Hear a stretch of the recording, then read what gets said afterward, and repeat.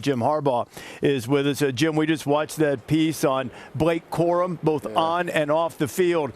When someone asks you about Blake Corum, what's the best description you can think of him? A savage warrior and the best guy. There's you're not going to meet a finer, better individual, and he is. It's so great to have him back playing in this game against Alabama. Tremendous player, leader, captain. They don't come any finer than Blake Corum. Coach, thank you so much for joining us on this glorious morning here. We're in Pasadena. It looks like you're in a fantastic vibed place there. Thank you for joining us. Coach, you talk about Blake Corum being an incredible human, and then obviously J.J. McCarthy is incredibly mature. And with everything your team has gone through this year, this ability to just remain focused and be mentally tough through it all, why do you think your locker room has that? And how impressed with the group are you with how they've handled everything?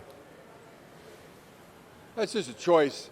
And it's a choice to be galvanized, to play for each other, to stick together, to be unselfish, to come to work every day, to attack each day with an enthusiasm unknown to mankind. Those are choices, and our team chooses to do that. One track mind. See if we can't dominate the day. Wake up.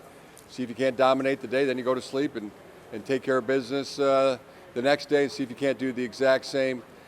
See if you can't get better today than we were yesterday, better tomorrow than we are today. Those are choices that our team makes, and they do it unselfishly for each other. So it's a joy to coach. I know Reese and Holly and got a chance to be around our team yesterday, and anybody that is around the team, the same kind of message is what they tell me. Coach, you guys are just a joy and a pleasure to be around, and I don't argue. I can do nothing but agree that it's like a walk in the park. It's a joy to coach this team.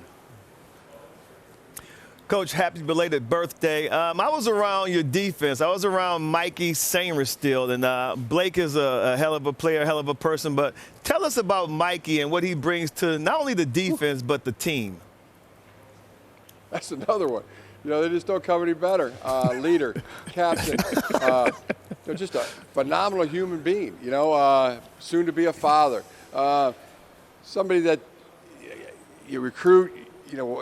Sophomore, junior year of high school, you recruit, and then you get to coach for 4 years. So, Mom Ray is one of my best friends, and the support that they give, just the respect that their teammates have for him, loved by the coaches, loved by his teammates, playmaker, difference maker. I bet if you checked any NFL draft room, he is rising, to the highs. First type of round kind of guy, All-American. Just a great guy, down to earth, great guy, and a heck of a football player.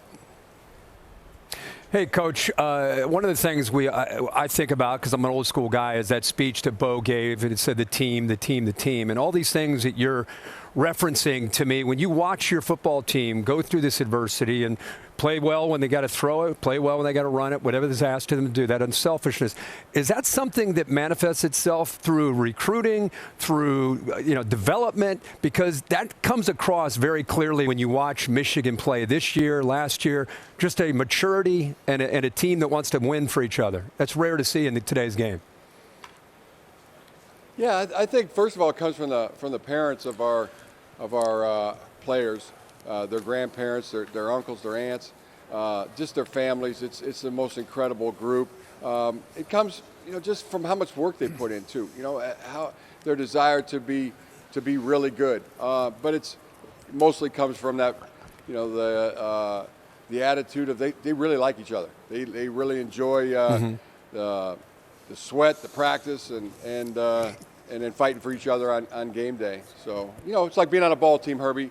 When you're on a team, a real ball team, you know it. And this is definitely one of my favorite ball teams that I've ever been a part of. And I know you've been on a bunch. And that's strong. Congratulations, Herbie, man. Hall of Fame, Rose Bowl, more. Yeah, you're about thanks, to make buddy. more calls than Keith Jackson. Yes, sir. Yes, sir. Glad I know you too. Pretty wild. Amazing. Congratulations. Thanks, bro. Jim, you mentioned how great it's been to be part of this team and how meaningful it's been to you. You've had to miss 6 games this year due to NCAA investigations or Big Ten investigation into the sign stealing situation. How would you say that impacts the perception of your team's accomplishments? Well, it certainly doesn't take anything away from it. It's like, you put some obstacles up and guys are going to overcome them. For me personally, just to watch, my coaches, son Jay, Mike Hart, Sharon Moore, Jesse Minter, lead the team as head coach, and then Sharon Moore, go on the road in Happy Valley into the Lions' Den and win that game against a top 10 team. I mean, that's how you feel for your brother, for your best friend, and I couldn't be more prouder of our coaches and our players. And like Moses, I'm going to die leaning on my staff, and nobody's could have a better staff to lean on. Hey, Coach, I had the privilege of coaching against your father. How is he, and how much did he influence you as a coach? Coach, I appreciate you asking about my dad, Jack. 84 years old. He's the best coach I know, best coach I've ever been around. I watch him, I emulate him, I copy him, and then I go try to make him proud.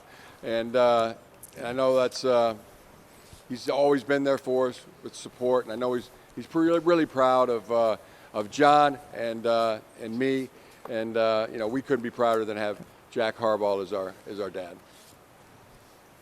Jim, we appreciate the time this morning and wish you well in the Rose Bowl, and thanks for being with us. Thank you. Thank you. Give me something.